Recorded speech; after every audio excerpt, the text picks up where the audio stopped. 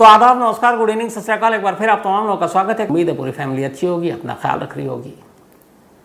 अब तक आपने सीमा और सचिन की कहानी अलग अलग जुबानी सुनी।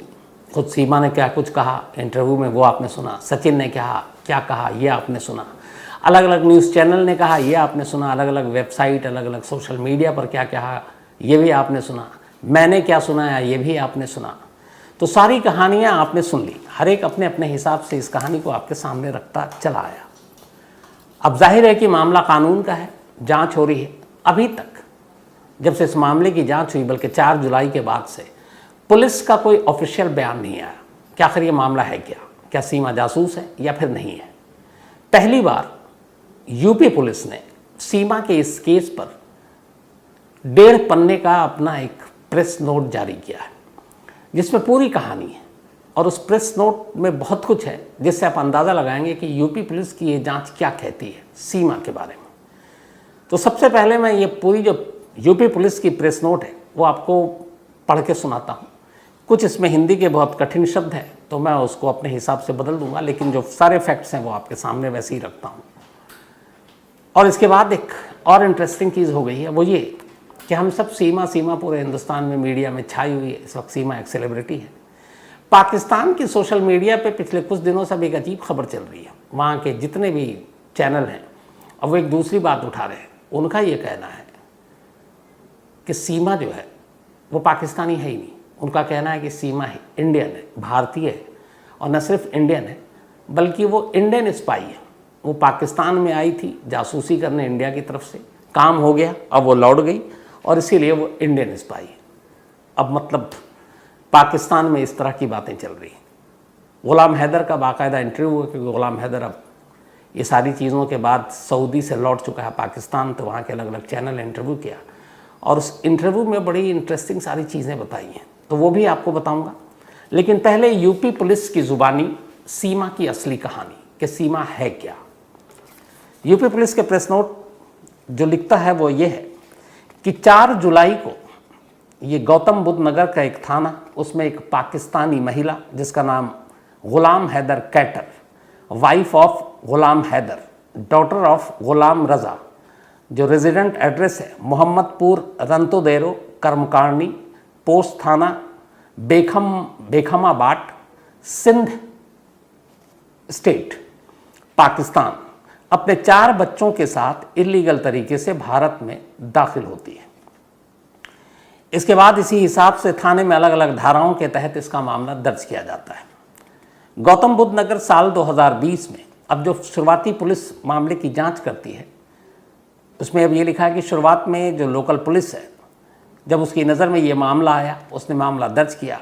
सीमा, गुलाम हैदर और सचिन मीणा, नेत्रपाल, फिर इन लोगों से पूछताछ की, इनको हिरासत में लिया।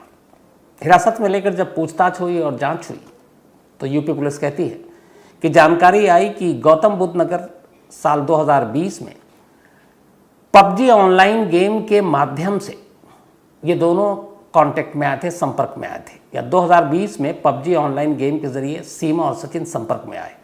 दोनों के बीच पबजी गेम के माध्यम से नज़दीकियाँ बढ़ी और दोनों एक दूसरे का नंबर आपस में शेयर करके व्हाट्सएप पर बात करने लगे।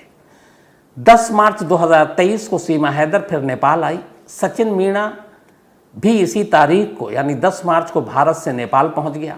सीमा, गुलाम सेंटर व सचिन मीणा 10 मार्च 2023 से 17 मार्च 2023 तक नेपाल काठमांडू में साथ रहे। 17 मार्च 2023 को सीमा हैदर वापस पाकिस्तान चली गई। फिर दोबारा 11 मई को अपने 4 बच्चों को लेकर पाकिस्तान से काठमांडू नेपाल होते हुए अवैध रूप से 13 मई को भारत आ गई और सचिन मीणा के साथ रबूपुरा में किराए के एक घर में रहने लगी। सूचना मिलने पर इस संबंध में थाना खोपुरा पर एक केस दर्ज किया गया और 3 लोगों सचिन, मीणा और सचिन के पिता नेत्रपाल को गिरफ्तार कर जेल भेजा गया। फिलहाल ये सभी जमानत पर बाहर हैं। अब इस पूरे मामले की जांच बाद में एटीएस उत्तर प्रदेश को सौंपी गई और एटीएस की अभी तक की जांच में जो चीज़ें सामने आई हैं वो ये है। अब यहाँ से बड़े इंपॉर्टेंट चीज़ है, ये पूरी कहानी है यूपी पुलिस की तरफ से जो आई है। सचिन मीणा और पाकिस्तानी महिला सीमा गुलाम हैदर ऑनलाइन गेम पबजी के जरिए साल 2020 में एक दूसरे के संपर्क में आए। ये ATS की जांच रिपोर्ट है। लगभग 15 दिन वीडियो गेम खेलने के बाद इन दोनों ने आपस में एक दूसरे को अपने व्हाट्सएप नंबर शेयर किए और व्हाट्सएप ऐप पर एक दूसरे से अब बात करने लगे।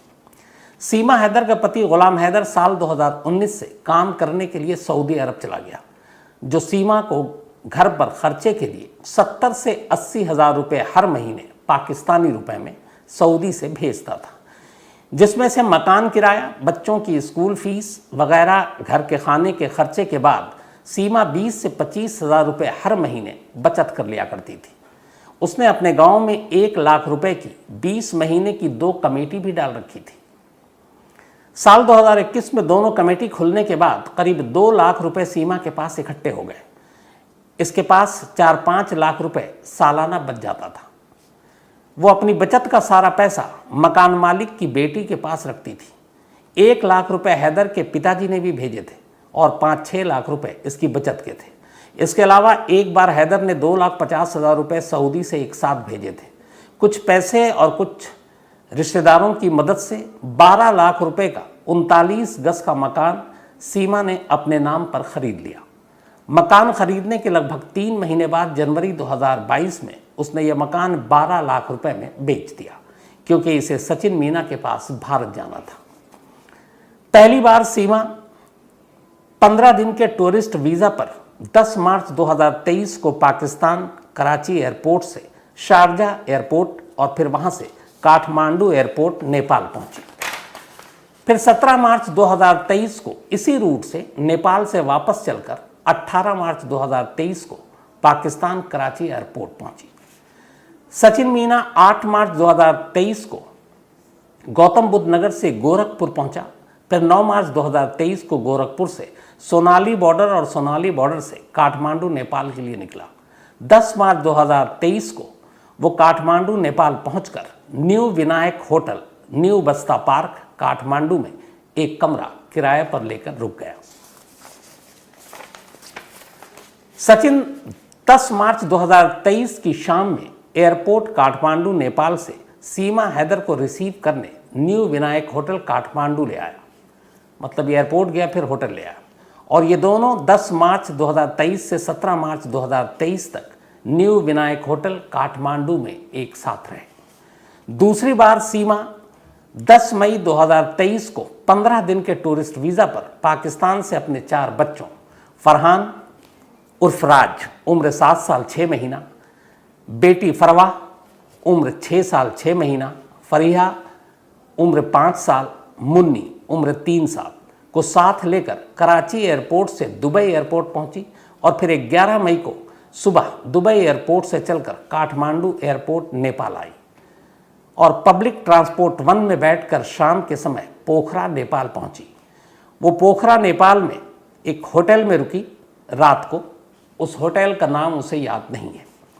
सीमा हैदर 12 मई 2023 की सुबह पोखरा नेपाल से बस पकड़कर रूपनडेही खुनवा बॉर्डर जनपद सिद्धार्थ नगर से भारत में दाखिल हुई। लखनऊ आगरा होते हुए 13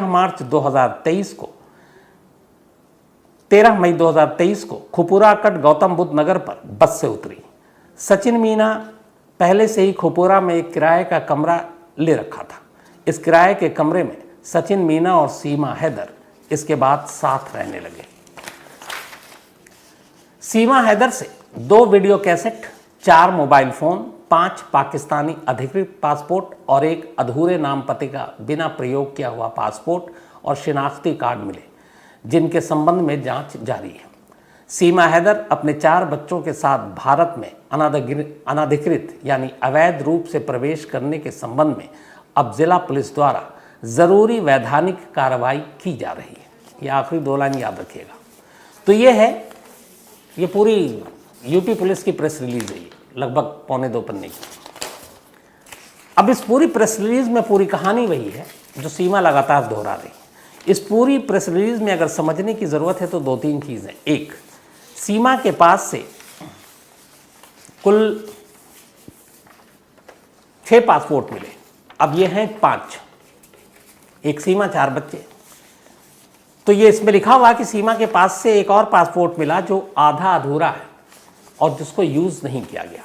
जब इसके बारे में पूछा गया तो सीमा ने यूपी पुलिस एटीएस को बताया कि जब उसकी शादी नहीं हुई थी तब उसके पास एक पासपोर्ट था जिसमें उसका नाम सिर्फ सीमा था, और जब गुलाम हैदर से उसकी शादी हो गई तब चूंकि अब उसको अपने शौहर का नाम सरनेम के तौर पर इस्तेमाल करना था, इसीलिए उसने दूसरा पासपोर्ट बनवाया जिसमें उसका नाम सीमा हैदर जोड़ा गया। ऐसा अक्सर होता है, सरनेम चेंज करने के लिए बदला जाता है, और पासपोर्ट अगर उसमें आपके वीज़ा या और कोई भी कुछ चीज़ें हैं तो वो पासपोर्ट कैंसिल लिख कर आपको सौंप दिया जाता है। तो उसका ये कहना था कि ये दूसरा पासपोर्ट मेरा लीगल है, और चूँकि दोबारा मैंने फिर पासपोर्ट बनाया शादी के बाद तो वो सीमा हैदर था, वो यूज़ कर रही थी, फिर सीमा नहीं कर रही थी। ये उसकी सफाई थी। तो बात हो रही है यहाँ सीमा के जासूस होने की, यूपी पुलिस की अपनी जांच रिपोर्ट।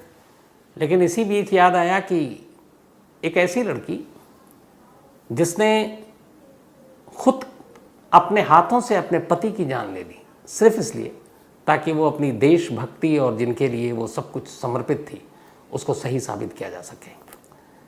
तो ऐसी दीवानगी देशभक्ति के लिए कहानी है कुकू एफएम के एडबुक पर। नीरा आर्या, कुकू एफएम एडबुक पर आप जाकर नीरा आर्या की पूरी स्टोरी सुन सकते हैं। वो गुमनाम सिपाही नीरा आर्या जिसने सुभाष चंद्र बोस की जान बचाने के लिए अपने हाथों से अपने पति को मार डाला था। तो नीरा आर्या की ये कहानी कुकू एफएम के ऑडियो बुक पर आप सुने और ज़रूर। तो सीमा ने अब तक बयान में जो भी काठमांडू कराची सारी बातें बताई, अब यूपी पुलिस ने एटीएस की जांच जो 2 दिन पूछताछ हुई उसके बाद ये कल प्रेस रिलीज रात को यूपी पुलिस ने जारी की। इस पूरी प्रेस रिलीज में कहीं भी ये लाइन नहीं लिखा यूपी पुलिस ने कि हम सीमा के जासूस होने के बारे में अब छानबीन या जांच कर रहे हैं। आखिरी लाइन ये है इस रिलीज में, वो ये है कि सीमा द्वारा अपने 4 बच्चों के साथ भारत में अनाधिकृत प्रवेश यानी गैर कानूनी तरीके से दाखिल होने के लिए ज़िला पुलिस द्वारा आवश्यक वैधानिक कार्रवाई की जा रही है, यानी ज़रूरी कानूनी कार्रवाई की जा रही है। इसका मतलब ये हुआ कि वो 4 बच्चों के साथ भारत में दाखिल हुई और गैर कानूनी तरीके से दाखिल हुई, इसीलिए ये कार्रवाई की जा रही है। इस कार्रवाई का मतलब ये हुआ कि बहुत मुमकिन है कि उसको डिपोर्ट कर दिया जाए यानी पाकिस्तान भेज दिया जाए। तो ये यूपी पुलिस की जो प्रेस रिलीज़ है ये एक तरह से उन तमाम चीज़ों पे रोक लगाती है जिसमें सीमा को लेकर तमाम तरह की अलग अलग सोशल मीडिया न्यूज़ चैनल पर बातें हो रही हैं। इसमें कुल मिलाकर यही है कहानी कि मामला आशिकी का है और वो 4 बच्चों के साथ आई, उसके पास से कोई ऐसी चीज़ नहीं मिली, उसके जो भी चीज़ें खंगाली गई उसके हिसाब से उसके सारे बयान सच हैं। अब चूँकि वो इलीगल तरीके से आई है इसलिए उसको वापस पाकिस्तान भेजने के लिए ज़रूरी कानूनी कार्रवाई की जा रही है, उसके बारे में राय ली जा रही है। तो ये यूपी पुलिस के ज़रिए अब आपको पता चल गया कि यूपी पुलिस सीमा के बारे में क्या सोचती है। अब आइए आप पाकिस्तान सीमा के बारे में क्या सोचता है। यहाँ कहानी पलट गई है। कहानी ये पलट गई है कि अब तक सीमा पाकिस्तानी जासूस। अब पाकिस्तान के कुछ मीडिया और कुछ सोशल मीडिया पर बाकायदा उसके शौहर उसके पति गुलाम हैदर को बिठाकर ये बातें हो रही हैं कि सीमा असल में पाकिस्तानी है ही नहीं, वो तो इंडियन थी, उसको भेजा है इंडिया ने यहाँ पे जासूसी करने और उसका काम ख़त्म हो गया इसलिए उसको अब भारत ले आया है। ये सारी चीज़ें चल रही हैं। ऐसी एक इंटरव्यू गुलाम हैदर का पाकिस्तान के एक सोशल मीडिया पर चल रहा था और वो पूरा एक लंबा इंटरव्यू था। उस पूरे इंटरव्यू को मैंने सुना और उस इंटरव्यू में जो काम की चीज़ें हैं वो आप तक पहुँचाता हूँ। उस इंटरव्यू का कुल लबोलवाब ये था कि जो इंटरव्यू ले रहा था उसका ये मतलब था कि सीमा के ख़ानदान का अता पता नहीं है, सीमा पहले से पाकिस्तानी है, इसका कोई सबूत नहीं है, सीमा शुरू से पाकिस्तानी नहीं है बल्कि भारतीय है। तो वो गुलाम हैदर से इसी के इर्द गिर्द सारे सवाल पूछ रहा है। हालांकि उस इंटरव्यू करने वाले को शायद वो चीज़ें मिली नहीं क्योंकि गुलाम हैदर ने उनकी सारी बातों को काट दिया। तो उस इंटरव्यू का पूरा लबोलवाब ये है कि ये खुद गुलाम हैदर ये सिंध के जैकबाबाद इलाके का रहने वाला, जैकबाबाद ये इलाका, और ये जो सिंध का जैकबाबाद इलाका है ये सिंध के बिल्कुल मतलब आखिरी इसका ज़िला है सिंध के बॉर्डर का, और वहाँ से बलूचिस्तान शुरू होता है। तो ये वहाँ के चूँकि बलूचिस्तान के ज़्यादा करीब था, रहता सिंध में था, तो बलोच कबीले का कहलाने लगा। और ये बलोच के जकरानी कबीले से इसका रिश्ता था, ताल्लुक। तो जकरानी कबीले का रहने वाला गुलाम हैदर। परिवार में इसके भाई और माँ बाप। अभी गुलाम हैदर की कहानी है। गुलाम हैदर ने बताया कि इस कबीले की एक रिवायत थी कि यहाँ बहुत कम उम्र में शादी कर दी जाती है, बहुत ही छोटे में। गुलाम हैदर की शादी भी बहुत कम उम्र में कर दी गई, उसी कबीले की, उसी के रिश्ते की किसी एक लड़की के साथ, और वो भी बहुत छोटी थी। इन दोनों की शादी जो हुई वो करीब हुई 2005 या 6 में। 2005-6 में दोनों की शादी हुई। करीब 6-7 साल दोनों के रिश्ते ठीक से निभे। इस दौरान में उस पहली बीवी से गुलाम हैदर को 2 बच्चे हुए, एक बेटा और एक बेटी। 7 साल तक दोनों पति पत्नी के रिश्ते ठीक चल रहे थे। गुलाम हैदर भी अपनी पत्नी से प्यार करता था और वो काम कर रहा था मार्बल टाइल्स के लगाने का। इसके अलावा वो ऑटो चलाया करता था। 7 साल के बाद लगभग 2014 आ गया। 2014 के बिगिनिंग में ही अचानक एक रोज़ फ़ोन से, गलती रॉन्ग नंबर से, ये खुद गुलाम हैदर ने इंटरव्यू में कहा, वो सीमा के संपर्क में आता है। कॉल किया, फिर कॉल बैक आया, फिर बातचीत हुई, फिर दोनों बातचीत करने लगे। अगले 3 महीने तक अब सीमा और हैदर दोनों बात कर रहे हैं, और इधर हैदर शादीशुदा है, उसके 2 बच्चे हैं और भी वो पत्नी के साथ रहता है। 3 महीने की बातचीत के बाद एक रोज़ सीमा ने उससे कहा कि मुझे तुमसे मिलना है। अब गुलाम हैदर भी अपनी इस नई गर्लफ्रेंड से मिलने को बेकरार था। फिर तय हुआ और दोनों सिंध में ही एक जगह है ओबन शाह की दरगाह, तो ओबन शाह की दरगाह में सीमा पहुंची और गुलाम हैदर पहुंचा। दोनों पहली बार 2014 के बिगनिंग में अब एक दरगाह में मिल रहे थे। दोनों पहली बार दरगाह में आमने सामने थे। ये इनकी पहली मुलाकात थी। इस मुलाकात के बाद अब प्यार की और भी बढ़ने लगा। फिर करीब 6 या 7 महीने हो गए इन दोनों के रिश्ते को। अब सीमा ने कहा कि मुझे तुमसे शादी करनी है। गुलाम भी अब इससे शादी करना चाहता था। गुलाम का ये था कि अब वो नौकरी के चक्कर में वो अपने कबीले से निकल कर कराची वराची घूम कर आया, तो उसे थोड़ी नए माहौल की आबो हवा भी लग चुकी थी, तो उसको लव मैरिज करने का शौक़ था। तो सीमा पसंद भी थी, तो उसने कहा ठीक है, लेकिन शर्त ये थी कि अब तुम पहली पत्नी को तलाक दोगे। गुलाम हैदर तैयार हो गया।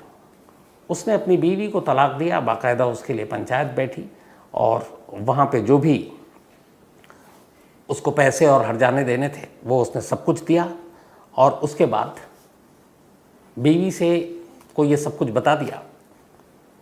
अब फिर उसने कहा सीमा से चलो शादी करते हैं। अब जो सीमा थी, सीमा का जो परिवार और ख़ानदान रहता था वो रहता था कोट बंगला इलाके में, सिंध में। और ये कोट बंगला इलाका भी बिल्कुल सिंध के बॉर्डर पर और बलूचिस्तान के करीब। तो सीमा भी अब बलोच कबीले से ताल्लुक़ रखती थी, और उसका जो बलोच कबीला था वो कोट बंगला था। लेकिन कोट बंगला और जैकबाबाद, जहाँ गुलाम हैदर रहता था, इन दोनों की दूरी करीब 200 किलोमीटर थी। लेकिन फ़ोन पे मुलाकात हुई, फिर दरगाह पे मुलाकात हुई, फ़ोन पे बात हुई, और दोनों ने फिर शादी करने का फ़ैसला कर लिया। गुलाम हैदर सीमा की शर्त के हिसाब से अपनी पहली बीवी को तलाक देने के लिए राज़ी हो गया, और इसके बाद इन दोनों ने कोर्ट में जाकर शादी की 2014 में। अब 2014 में दोनों ने शादी कर ली। शादी के बाद अब गुलाम उधर अपनी बीवी को तलाक दे चुका था। जो ज़रूरी था वो सारे पंचायत के हिसाब से उसने वो सारी शर्तें मानी, पैसे दिए। कुछ महीने तक, शादी के बाद करीब 3 महीने तक सीमा उसके साथ जैकबाबाद में ही रही। फिर सीमा ने गुलाम हैदर को फोर्स किया और कहा कि सुनो, कुछ आगे बढ़ना है, तरक्की करना है, तो इस छोटी सी जगह, हर जगह होता है गांव से निकलकर शहर चलो, तो उसने कहा कराची चलते हैं, वहाँ तुम काम करो, थोड़े पैसे भी ज़्यादा मिलेंगे। तो वो सीमा की बात उसने मंजूर कर ली, और इसके बाद अब गुलाम हैदर और सीमा 2015 में कराची आ जाते हैं। कराची में चूँकि उसको मार्बल टाइल्स का काम आता था, शुरुआत में हैदर ने यही किया। इसके बाद फिर वो ऑटो चलाने लगा। अब इसी दौरान प्रेग्नेंट हो गई सीमा, फिर उसका बेटा हुआ, इसके बाद बेटी हुई। तो करीब 2014 से लेकर 2019 तक आ गया, ये पूरा 5 साल तक 2018 में सीमा तीसरे बच्चे को जन्म दे चुकी थी। 3 बच्चों की माँ हो चुकी थी वो 5 साल में। अब आया 2019, सीमा ने कहा कि देखो हमारे बच्चे हैं, और इत्तेफाक से 19 में सीमा फिर से प्रेग्नेंट हो गई। अब वो चौथे बच्चे को जन्म देने वाली थी। तो उसने गुलाम हैदर से कहा कि अब हमारे बच्चे हैं, इनकी पढ़ाई लिखाई तालीम है, तो उसके लिए थोड़ा पैसे की भी ज़्यादा ज़रूरत है। तो कराची में भी तुम सब कुछ ये काम जानते हो, तो क्यों ना सऊदी अरब चले जाओ। बहुत सारे पाकिस्तानी गल्फ़ जाते हैं ज़्यादा बेहतर पैसे कमाने के लिए। तो उसने कहा कि मैंने कुछ पैसे जोड़े हैं, घर के खर्च में वो है, टिकट के और बाकी चीज़ें तुम देखो एजेंट के ज़रिए। तो जिस काम के लिए गुलाम हैदर को सऊदी जाना था वो काम बहुत मुश्किल नहीं था, मेहनत मजदूरी छोटा मोटा काम वहाँ ज़रूरत पड़ती है सऊदी अरब में। तो फिर गुलाम हैदर को सऊदी में एक जगह नौकरी मिल गई, वीज़ा मिल गया। इसने अपने जो पैसे बचाए थे वो गुलाम हैदर को दिए टिकट विकेट के। और 2019 में जब सीमा प्रेग्नेंट थी तब गुलाम हैदर सऊदी पहुंच गया। सऊदी जाने के बाद अब उसके पीछे में ही सीमा हैदर ने चौथे बच्चे को जन्म दिया जो उसकी बेटी थी। अब इसके बाद से सीमा इन बच्चों के साथ रहने लगी 19। गुलाम हैदर को गए हुए साल भर नहीं हुए थे, 2020 आ गया, 20 में कोरोना आ गया। कोरोना में अब एयर ट्रैफिक ये सब कुछ बंद, प्लेन व्लेन सब बंद, तो वहीं फंस गया। सीमा ने कहा कोई बात नहीं, तुम वहीं रहो, और उसके बाद वो वहीं रहा। इधर सीमा अपने फादर को बुला कर ले आई, उसके पिता उसके साथ रहते थे। 2 बहनें थीं सीमा के अलावा, और दोनों की शादी हो गई।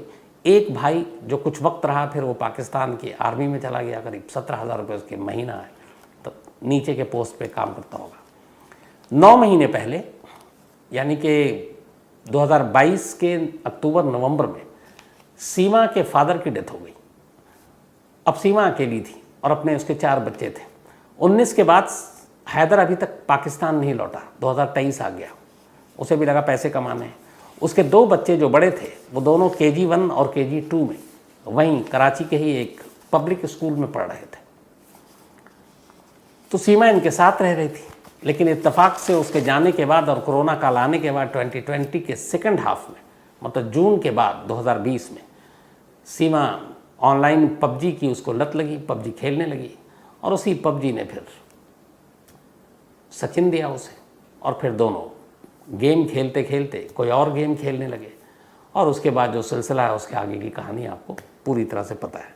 तो इस इंटरव्यू में बार बार उस पाकिस्तानी रिपोर्टर या जो भी कहें यूट्यूबर या फिर सोशल मीडिया का, वो बार बार यही जानना चाह रहा था कि क्या सीमा के ख़ानदान का कोई आता पता है, क्योंकि वो इंडियन है, वो इंडियन जासूस है, वो यही मतलब लाइन बोल रहा था। लेकिन गुलाम हैदर ने कहा कि नहीं, उसके मामू, उसके फूफा, उसके चाचा, ये सारे लोगों को जानता हूँ, उसके फैमिली के लोग आते थे हमारे घर पर, और उनका पूरा ख़ानदान जो है फ़लाने गांव में रहता है, इस जगह पर जहाँ की वो थी आपके बलोच कबीले में, कोट बंगला। तो ऐसा नहीं है कि उसके ख़ानदान या उसके पुराने ख़ानदान का कोई सिर पैर नहीं है, सब कुछ है, यहीं रही, यहीं पली बढ़ी। तो फिर उसने उसकी इस बात को काट दिया कि वो भारतीय है या इंडियन है या इंडियन स्पाई है। उसने कहा नहीं, मैं जितना जानता हूँ तो सारे ख़ानदान की यहीं। हाँ, लास्ट में उसने ये भी कहा कि मैं अब भी अगर सीमा लौट आती है तो मैं उसको अपनाने को तैयार बैठा हूँ, क्योंकि मैं उससे अब भी प्यार करता हूँ। तो ये पाकिस्तान की नई थ्योरी अब वहाँ से आ रही है। एक तरफ ये चल रहा है सीमा पाकिस्तानी जासूस, अब दूसरी तरफ से हो रहा है कि नहीं, वो तो इंडियन है, इंडियन जासूस है। और इधर यूपी पुलिस की जो तफ्तीश है ATS की, वो आपके सामने मैंने रख दी कि वो है क्या। तो कुल मिलाकर अगर यही प्रेस नोट है और यही फाइनल रिपोर्ट है ATS की, तो फिर मान कर चलिए कि अब इस पर मशवरा लिया जाएगा सेंट्रल गवर्नमेंट से, होम मिनिस्ट्री से, और फिर आखिरी चीज़, आखिरी फाइनल ये तय होगा कि इसका क्या होना है। इधर काठमांडू और पोखरा से 2 खबर और आई है। काठमांडू के जिस होटल में रही सीमा, वहाँ उसने अपना नाम गलत बताया, सचिन ने भी पूरा नाम नहीं बताया। तो इसकी एक वजह ये भी मानी जा रही है कि आमतौर पर ऐसे कपल जब किसी होटल में जाते हैं तो फेक नाम या गलत नाम से ठहरते हैं। जब पोखरा से सीमा बस से चली भारत आने के लिए अपने 4 बच्चों के साथ, तब भी उसने अपना नाम सीमा नहीं बताया था, उसने अपना नाम कुछ और बताया, एक हिंदू नाम बताया, ताकि किसी को शक ना हो कि वो इंडियन नहीं है। तो ये भी सामने आई है सच्चाई। तो अब कुल मिलाकर ये है कि इस पुलिस की आखिरी रिपोर्ट के बाद अब सेंट्रल गवर्नमेंट के हाथ में है सीमा का भविष्य, कि उसका क्या होगा, डिपोर्ट किया जाएगा या क्या किया जाएगा। लेकिन इस रिपोर्ट के हिसाब से, यूपी पुलिस के इनिशियल इस बयान के हिसाब से, इस प्रेस रिलीज़ के हिसाब से, सीमा को फ़िलहाल अरेस्ट नहीं किया जाएगा।